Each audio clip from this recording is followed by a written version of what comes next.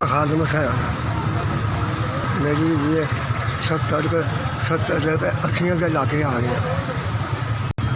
अरे मैं पर्स बेचना तो मैनू कनाल का अपना उन्होंने को लैके तो मैं कनाल का रात को रोटी लभ जाए ठीक है, ना लभ जाए तो मैं वापस दे देना। तो मैनू जोड़ा होंदा वो अपने को मेरी मदद कर दिंदा। तो मैं तो बड़ा शुक्रिया अदा करना। तो बड़ा बच्चे ऐने ने कनाल का मैनू नहीं देंगे तो मैं अपनी मेहनत करके खाना वा तो रहना। मुंडे 3 मुंडे ने तो मैनू कुछ नहीं देंगे, तो मैनू कहना ना रोटी भी नहीं देंगे। तो मैं ईमानदारी की गल करना तो कि मैं मेहनत करके खाना वा तो कनाल का मैनू रात को लभदा तो नहीं लभदा तो मैं कनाल का भला भला आवे मैं दे देंगे। तो मैं जी कदा देखे मेरी तो पूरी नहीं पैंदी 50 लभ जा कोई 30 लभ जाए तो वो गुजारा ही नहीं है।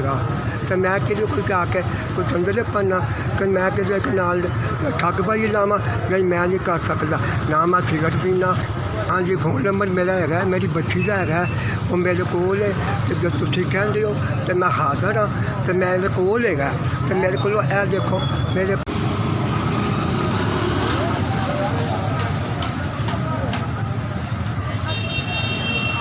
जी मैं जनाब मैं कनाल का मैनू खुदा का आसरा है, मैनू किसी का आसरा नहीं।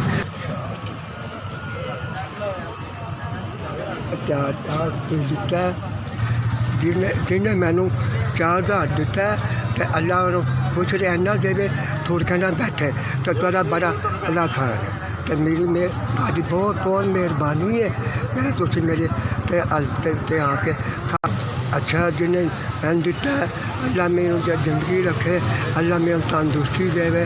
तो अल्लाह मियाँ के नाम अगर मैंने 4000 मिले है कलिया मैंने उन्होंने तो अल्लाह मियाँ होर देवे। ऐसी है बहुत मेहरबानी है ताजा तुसी साढ़े सानू कले ने, बड़ा शुक्रिया। 4000 रुपया मैंने